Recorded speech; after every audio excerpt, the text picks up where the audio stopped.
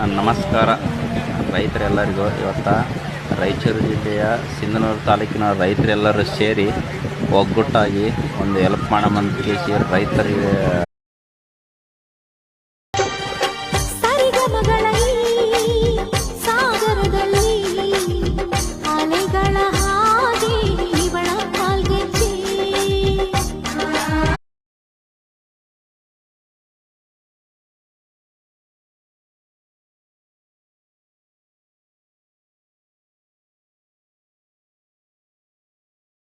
ಎಷ್ಟು ಚೆನ್ನಾಗಿದೆ ನಿನ್ನ ಹೇರ್ ಕಟ್ಟು. ನಿನ್ನ ಹೆಸರೇನು?